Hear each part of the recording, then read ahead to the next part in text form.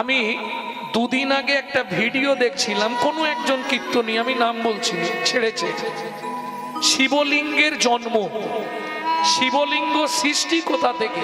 আমি এদেরকে বলি তোরা একটু বই পড়, গ্রন্থ একটু পড়ে বল, কে কোথায় কি বলে দিল সেটা শুনে তুইও বলে দিবি, বই পড়বি নি। যে যার ইচ্ছা মতো বকে যাচ্ছে। একটু শিব পুরাণটা খুলে দেখুন। লিঙ্গ বলতে গেলে আস্তে, লিঙ্গ বলতে গেলে একটা কথাই সবাই জানি, পুরুষের জননেন্দ্রিয়। না, কোনোদিনও নয়।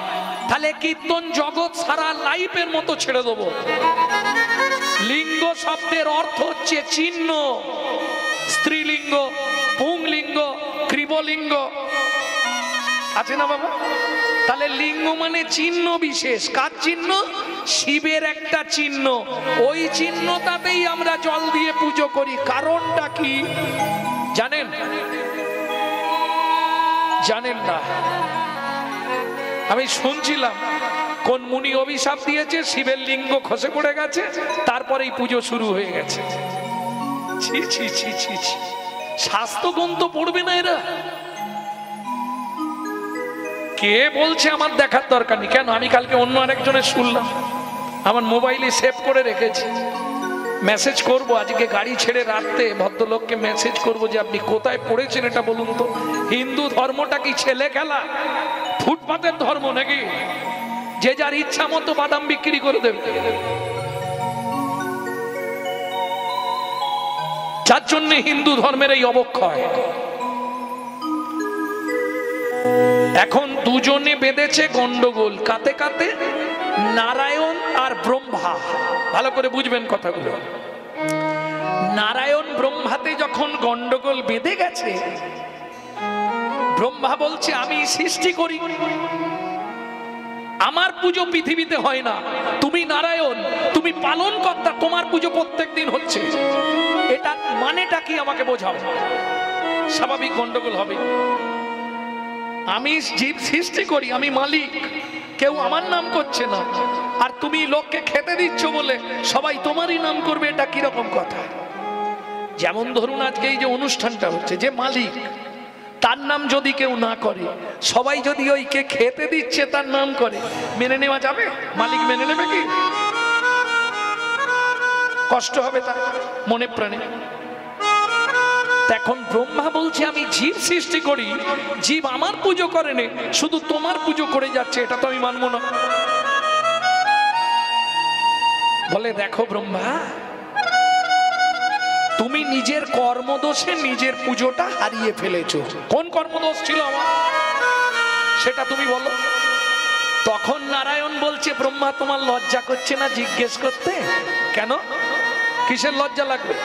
তোমার ছেলে কামদেব যখন তোমায় বান মেরেছিল, তুমি নিজের কন্যা সন্ধ্যার প্রতি ধাবিত হয়েছিলে, সন্ধ্যা অভিশাপ দিয়েছিল পিতা, তুমি যে যবনোচির কর্ম করলে, পৃথিবীতে আর কোনোদিন তোমার পূজা হবে না। আমি পড়ে বলছি বাবা, কোনো বানানো গল্প নেই, এটা আমি মেনে নেব না। তো তুমি না মানলে না মানলে লোকের কাছে গিয়ে বলো আমার পুজো করো গো, আমার পুজো করো। মানুষ ভালোবাসা কাউকে চেয়ে পাওয়া যায় তো? কাউকে বলবো এগো আমাকে ভালোবেসো, হ্যাঁ আমাকে আদর করো, হ্যাঁ এটা বলে হবে? তুমি ভালো কর্ম করলে মানুষ তোমাকে এমনি ভালোবাসবে। জন্ম হোক যথাতথা, কর্ম হোক ভালো, পাকে ফুটে পদ্ম ফুল, জগৎ করে আলো। এটা আমি মানবো না, তা তুমি মানবে না, তোমার ব্যাপার। এই নিয়ে দুজনে বচসা হতে হতে এবার হাতাহাতি লাগবে। হ্যাঁ, ব্রহ্মাও প্রধান্বিত, আর নারায়ণের তো আয় বললেই চক্র এসে যাবে, ব্রহ্মাকে টুকরো করে দেবে। এই দুজনে যখন জোরদার বেঁধে গেছে, নারায়ণ বলে দরকার নেই, মারলে নাম খারাপ হয়ে যাবে, মারামারি করলে। ব্রহ্মা থেমে যাও। কেন থামবো আমি? পৃথিবীতে সবাই তোমার পূজা করবে, আমার পূজা করবে না, আমি থামবো? হরি বল হরি বল। চলো দুজনেই এক্ষুনি যাব বিচারকের কাছে। আমাদের বিচার কে করবে? দুজনে দেবাদিদেব মহেশ্বর। এইবার চলুন, ব্রহ্মার নারায়ণ দুজন গেল শিবের কাছে। ভোলানাথ বলো প্রভু। এখন ব্রহ্মার পুজো ত্রিভুবনে হচ্ছে না, আমার পুজো হচ্ছে, এটা নিয়ে ব্রহ্মা রাগারাগি করছে। ও বলছে ও নাকি পৃথিবীর মধ্যে সর্বশ্রেষ্ঠ সৃষ্টিকর্তা, ও বড়, আর আমি নারায়ণ, আমিও বলেছি আমি বড়। নারায়ণ স্বীকার করছে যে আমি বলেছি আমি বড়। তুমি বিচার করে দেবে আজকে কে বড় আর কে ছোট। মৃদু হেসে শিব বলছে প্রভু এই সামান্য ব্যাপার নিয়ে আপনারা মাথা গরম করছেন কেন? এ তো বিচার আমার কাছে পড়েই আছে। কি করে? বললে আমি একটা জ্যোতিষ সৃষ্টি করে দিচ্ছি আপনাদের দুজনের মধ্যে। দুজন দুপাশে দাঁড়ান, মাঝখানে একটা জ্যোতি সৃষ্টি করে দিচ্ছি। নিচে যতখানি ওপরে ততখানি, খালি আমাকে দেখে দুজন দুদিকে চলে যান, শেষটা বলবেন, তারপর আমি বিচার করে দেবো। যান। ভক্তমণ্ডলী, ভক্তিমতী মায়েরা, ওই জ্যোতি এমন সৃষ্টি করে দিলেন ভোলানাথ। নারায়ণ গেছে ওপর দিকে, ব্রহ্মা গেছে নিচের দিকে, কেউ খুঁজে পাচ্ছে না শেষ কোথায়। এর জ্যোতির শেষ কোথায় এটা নারায়ণও ফিরছে না, ব্রহ্মাও ফিরছে না, আর শিব চুপ করে বসে আছে ভোম হয়ে ভাঙ খেয়ে। যখন সন্ধ্যা নেমে আসছে, ওদিক থেকে নারায়ণ হাঁপাতে হাঁপাতে আসছে, এদিক থেকে ব্রহ্মা আসছে। প্রভু পেয়েছো? বলে ভোলানাথ এ বিচার জীবনেও হবে না। কেন ব্রহ্মা? তুমি তো সৃষ্টি করো, এ সৃষ্টিটা আজকে আমি করেছি। নারায়ণ তুমি তো পালন করো, আজকের পালনটা আমি করেছি। তাহলে দেখে বলে দাও কোথায় শেষ পেলে? না প্রভু শেষ হলো না। না, তোমরা দুজনে বৃথা তর্ক করছো, একজন আর একজনের ওপর নির্ভর হয়ে আছে, এছাড়া কিচ্ছু নয়। তুমি ভাববে তুমি বড়, ও ভাববে ও বড়, মীমাংসা করে নাও। আজ থেকে কেউ ছোট নয়, কেউ বড় নয়। ব্রহ্মা বিষ্ণু মহেশ্বর তিনিই জীবের ঈশ্বর। তুমি যে এই জ্যোতি সৃষ্টি করলে কি হবে? তুমি বলে দাও প্রভু এটা কি হবে? নারায়ণ বললে এইটা 12টা খণ্ড করা হবে, 12 জায়গায় 12টি জ্যোতির্লিঙ্গ রূপে প্রতিষ্ঠিত হবে। এই শিবলিঙ্গ সৃষ্টির রহস্য। ভোলানাথের ওই জ্যোতি মানে চিহ্ন, লিঙ্গ মানে অন্য কিচ্ছু নয়। যারা ভাবেন বা আমাদেরকে অনেকে বলে তোরা এই রকম জায়গায় জল ঢালিস, প্রতিবাদ করবেন। পুংলিঙ্গ, স্ত্রীলিঙ্গ, ক্লীবলিঙ্গ আছে না? লিঙ্গ মানে চিহ্ন, ভোলানাথের ওটা জ্যোতির চিহ্ন। ভাববেন না খারাপ কিছু। তার জন্যই 12টা জ্যোতির্লিঙ্গ পৃথিবীতে সৃষ্টি করা হয়েছিল ওই জ্যোতি থেকে, যা আজও পূজিত হচ্ছে। প্রেম সে বলো চৈতন্য মহাপ্রভু কি। তাহলে ক্লিয়ার হয়ে গেল তো শিবলিঙ্গ সৃষ্টির রহস্যটা। ভক্তমণ্ডলী, ভক্তিমতী মায়েরা, যিনি বলছেন তিনি কিছুটা ঠিকই পড়েছেন, কিন্তু জায়গায় গিয়ে সব হারিয়ে ফেলেছে। কি হয়েছিল জানেন? যখন সতী মারা গেছিল, শিব সতীকে নিয়ে নাচতে নাচতে দিগম্বর হয়ে গেছিল। দিগম্বর হয়ে গেছিল, দিগম্বর মানে বোঝেন তো, বস্ত্র কিছু ছিল না। সেই সময় নারায়ণ সতীর দেহটাকে টুকরো টুকরো করেছিলেন সুদর্শন দিয়ে, যেটা থেকে সৃষ্টি হয়েছে 51 পীঠ। বুঝে নেওয়া গেল? 51 পীঠ সৃষ্টি হলো। ওটা কোথায়? দারুবনে। সেই সময় দারুবনে যে সপ্তর্ষি ছিল, মরিচ, অত্রি, সব যে ঋষি মুনিরা ছিলেন, তাদের স্ত্রীরা ছিল খুব দেখতে সুন্দরী।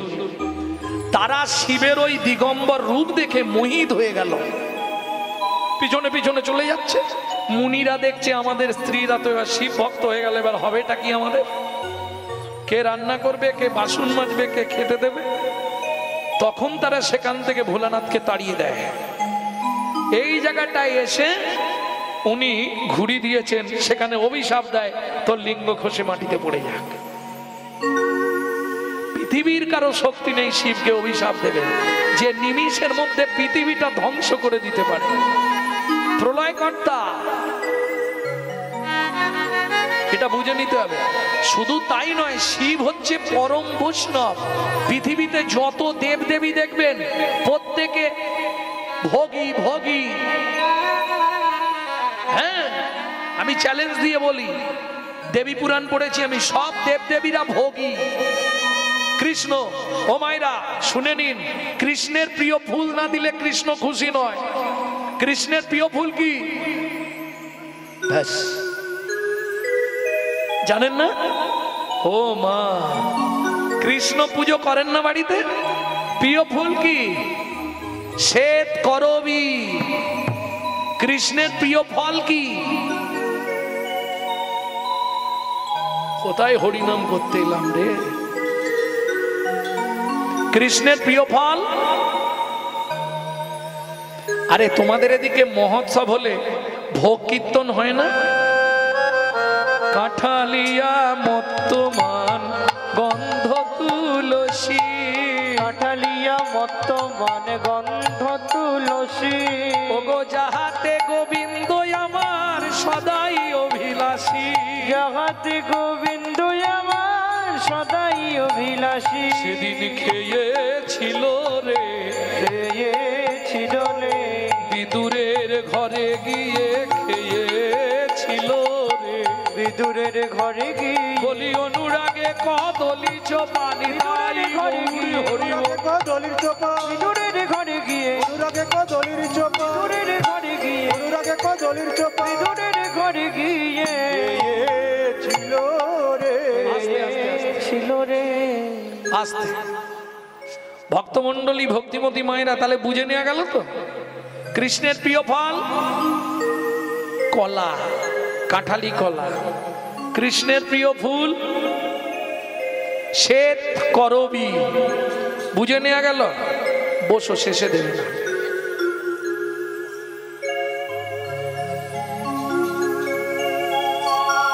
কৃষ্ণের বুঝে নিলেন। আজকে কোন মায়ের পুজো? ওখানে কালী ঠাকুর। কোন ফুলে সন্তুষ্ট? কালী ঠাকুরের প্রিয় ফুল জানো নি? আরে লাল বললে হবে না, কালীর একটা ফুলই প্রিয়, জবা। বাহ, এটা ভালো মুখস্থ করেছ। কালীর প্রিয় ফল কি?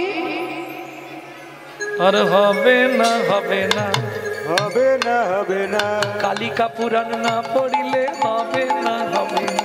কালিকা পুরাণ না পড়লে হবে না, হবে না। কালীর প্রিয় ফল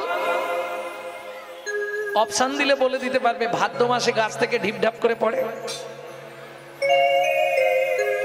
তাহলে বুঝে নিয়ে গেল প্রত্যেক দেবদেবীদের ফেভার ফল, ফেভার ফুল আছে। ভোলানাথ বলল, শোন, ভালোগুলো আগে তোরা সব বেছে নে। যে ফুলটায় ভ্রমর ভ্রমরই যায় না, যে ফুলটায় মৌমাছিও যায় না, মাইকে চোঙের মতো, ওইটা আমাকে দিয়ে দে।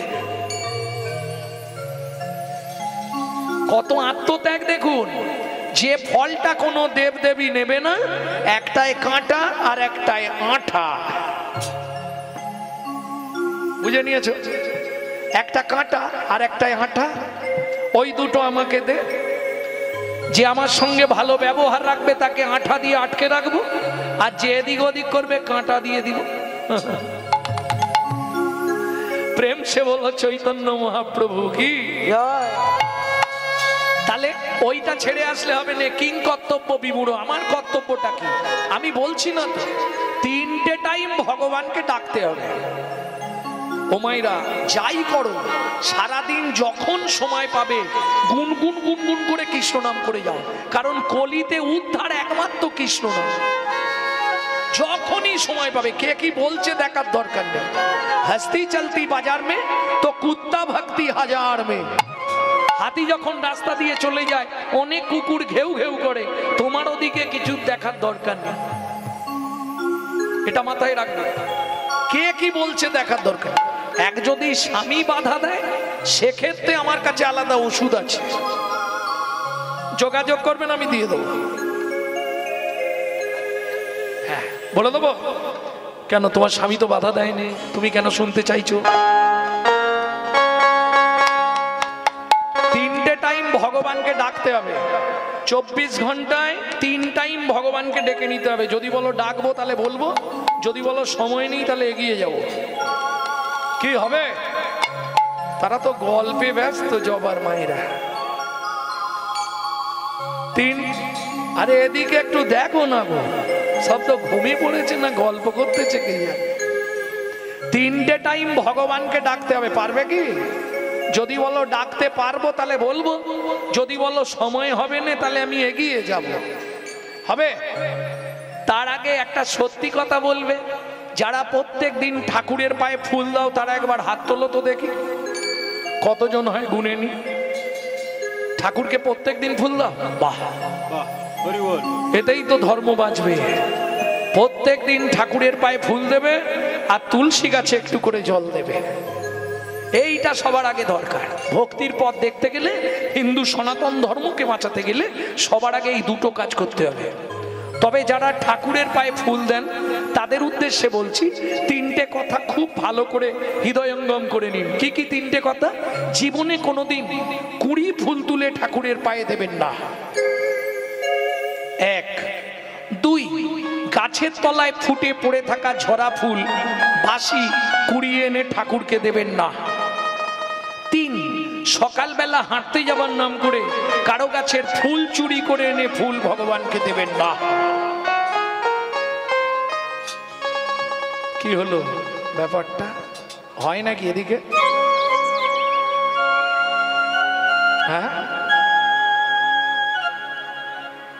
ওটা বাসি নয় তো, ও তো ঝরেছে কখন জানো? শিউলি ঝরে কটায়?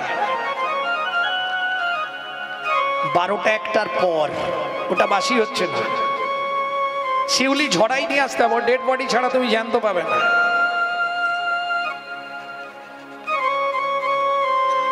শিউলির সঙ্গে মানুষের খুব ভালো মিল আছে জানো? শিউলির সঙ্গে মানব জীবনের খুব ভালো মিল আছে। মানব জীবনে চোখ ফোটে কটায়? রাত্রি 12টার পর। শিউলি ফোটে কটায়? রাত্রি 12টার পর। মানব জীবনের চোখ ফোটাটা নিজের মা পর্যন্ত দেখতে পায় না। শিউলি কখন ফোটে পৃথিবীর কেউ দেখতে পায় না। শিউলি ফুটলো, গন্ধ দিল, ঝরে পড়ে গেল। মানুষ এলো, সংসার করলো, খেলো দিল, চলে গেল। শেফালিকা ফুটে দেখো। গানটা শুনবে বলে তুমি ওই জন্য করছো। ও মায়েরা, গানটা অনেকক্ষণ ধরে ও খুঁজখুঁজ করছে, গানটা শুনবে বলে। যা গানটা গেয়ে দিই, দিয়ে আপনাদের ওই ব্যাখ্যাটা করে দিচ্ছি। 3 টাইম ভগবানকে ডাকতে হবে। কখন কখন ডাকবেন? কে তোমার আপন? সব থেকে আপন কে? স্বামী, তাই তো? এইটাই ভুল ধারণা। শোনো, আজকে যে তোমার স্বামী হয়েছে, আগের নাটকে ও শেফালির মায়ের স্বামী ছিল, পরের নাটকে ভবেশের মায়ের স্বামী হবে। এ তো অভিনয়। গিন্ডুমে গেলেই ড্রেস খুলে নিয়ে আবার ড্রেস পরিয়ে দেবে। মাঝে মাঝে কি মনে হয় জানো, এই পৃথিবীটা একটা প্রান্তশালা। কিরকম?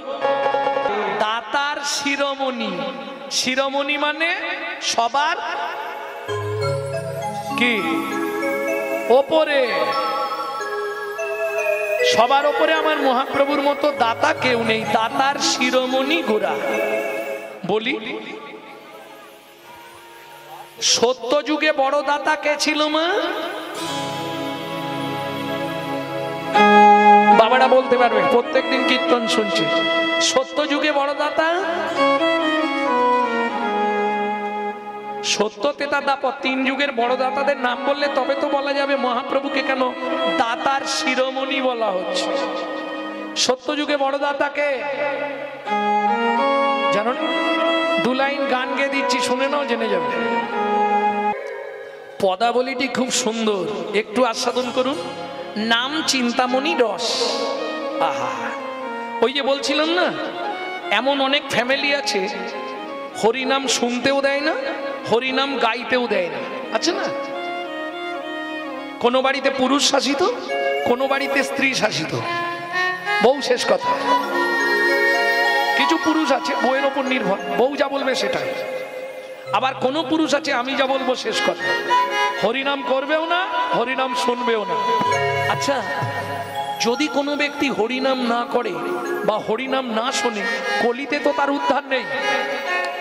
এটা শুনে রাখুন, কলিতে তার কোনো উদ্ধার নেই। যত শাস্ত্র আপনি পড়ে নিন, সব শাস্ত্রের শেষে গিয়ে লিখছে হরের নামই বা কে বলে। আপনি অত পয়সা খরচা করে বাবা শ্রাদ্ধ করলেন, তাও ঠাকুর মশাই লাস্টে কোথায় পিণ্ডিটা দিচ্ছে জানেন? সব পড়ালো, মন্ত্র এত কিছু পড়ালো, পড়ানোর পর বলছে বলো গয়া গঙ্গা গদাধর হরি। এইখান দিয়ে পিণ্ড দেওয়া হবে। কাকে দেওয়া হলো পিণ্ডিটা? কেন ঠাকুর মশাই? আমি তো বাবাকে দেবো। গয়া গঙ্গা গদাধর হরি। আমার বাবার নাম তো হরি নয়, আমার বাবার নাম তো মুকুন্দ লাল। আমি বলবো গয়া গঙ্গা গদাধর মুকুন্দ লাল। ঠাকুর মশাই বলছে হবে না রে শালা, বলছি বল না গয়া গঙ্গা গদাধর হরি।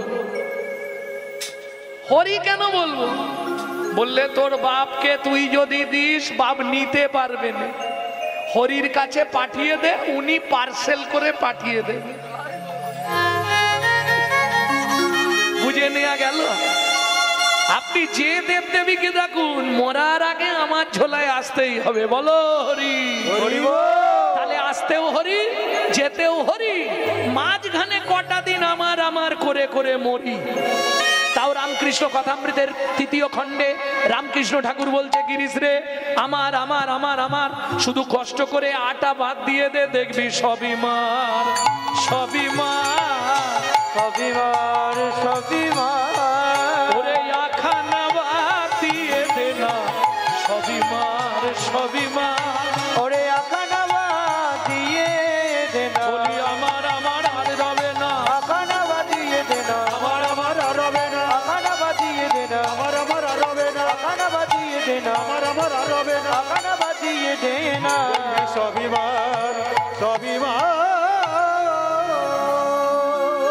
তাহলে এমন করুণাময় আর আসবে কলিযুগে? কি গো এই নাগরী, বিচার করে দেখ, দাতা শিরোমণি গোরা। কি বললাম? যদি স্বামী বাধা দেয় সেখানেও উপায় আছে। হরিনাম শুনবেও না, হরিনাম গাইবেও না, তাহলে তুমি উদ্ধার হবে কি করে? মহাপ্রভু বলে দিলেন এতেও উপায় আছে। কি উপায়? নাম চিন্তা মনিরস, নাম চিন্তা মনিরস।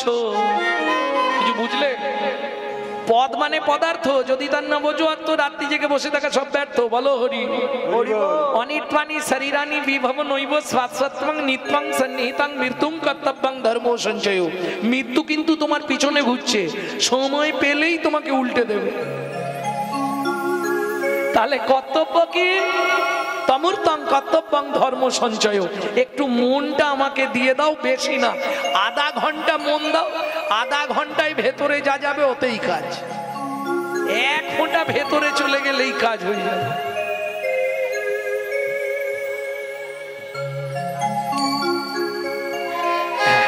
তাহলে নাম চিন্তামণি রস, তুমি গাইতেও পারবে না, বলতেও পারবে না, বাড়িতেও জ্বালা বাইরেও জ্বালা। কি করবে? মহাজন বলছে মনে মনে চিন্তা করো, শ্রী হরিকে চিন্তা করো, তাতেও কাজ হয়ে যাবে। কি করে বললাম? যখন রাধারানীকে জটিলা কুটিলা আয়ান 3 জন মিলে জব্দ করছে, ঘরে শিকল তুলে রেখে দিয়েছে, রাধারানীকে যেতেও দেবে না, হরিনাম গাইতেও দেবে না, হরিনাম শুনতেও দেবে না।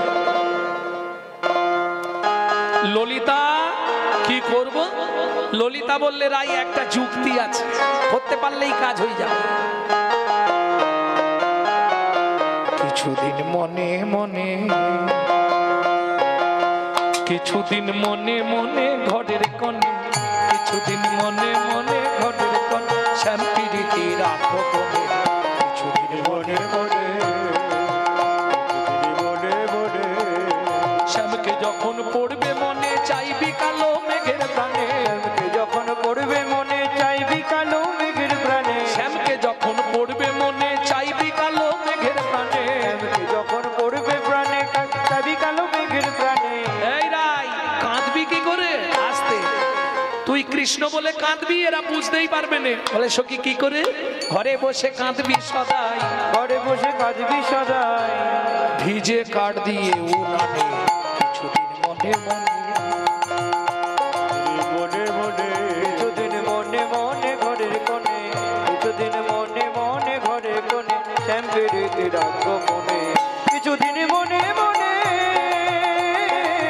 কিছুদিন মনে মনে, কিছুদিন মনে মনে। প্রেম সে বলো চৈতন্য মহাপ্রভু কি। তাহলে মনে মনে করলেই উদ্ধার হয়ে যাবে, চিন্তা নেই কলিতে। যদি গাইতে না পারো, শুনতেও না পারো, মনে মনে ভালোবাসলেই হয়ে যাবে। মত কথা প্রীত মনস্বাং, তিনটে ধাপ। মত কথা বাচতাং নিত্যাং, মত কথা শ্রবণে রতাং, মত কথা প্রীত মনস্বাং। নিত্য আমার কথা বাক্যের দ্বারা বর্ণনা করলে গোলকে যাবে। দ্বিতীয়, নিত্য আমার কথা শুনলে গোলক বৈকুণ্ঠ ধাম প্রাপ্তি হবে। তৃতীয়, যে বলতেও পারবে না, শুনতেও পারবে না, সে যেখানেই থাক আমার কথাটাকে মন প্রাণ দিয়ে ভালোবাসলে তারও উদ্ধার হয়ে যাবে।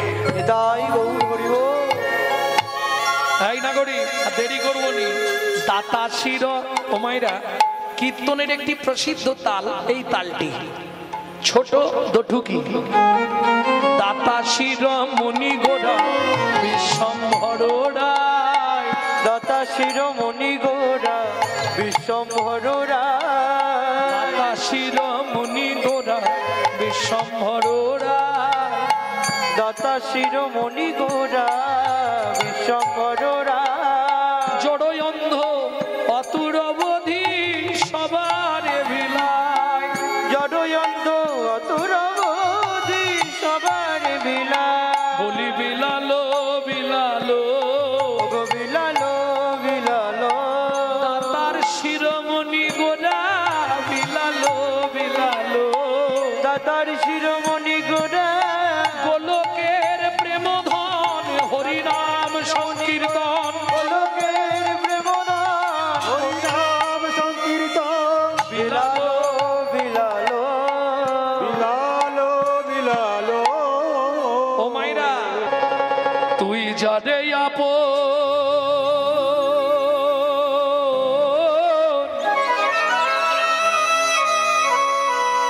মাইক ম্যান, ভাবলি রে মো, সে তো আপন নয়। এই পৃথিবী প্রান্তশালা মায়ার অভিনয়, এই পৃথিবীর প্রান্তশালা মায়ার অভিনয়। যারে আপন ভাবলি রে মন, যারে আপন ভাবলি রে মন, সে তো আপন নয়। এই পৃথিবী প্রান্তশালা মায়ার অভিনয়, এই পৃথিবীর প্রান্তশালা মায়ার অভিনয়। ও মায়েরা, আগেকার দিনে পুতুল নাচ হতো। পুতুল নাচ দেখেছো কি? ওই ওপরে একজন বসে বসে এইভাবে পুতুলগুলো দারুণ দেখতে লাগতো, কিন্তু যাই বল, আমি আবার পুতুল নাচ দেখতে খুব ভালোবাসতাম।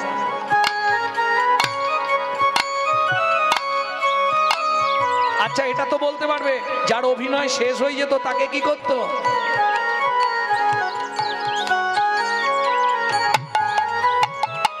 একই সিস্টেম। সোলার পুতুল নাচে দেখো সুতারি টানে,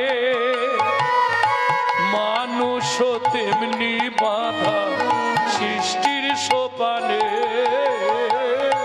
সোলার পুতুল নাচে দেখো সুতারি টানে, মানুষ তেমনি বাধা সৃষ্টির প্রাণে।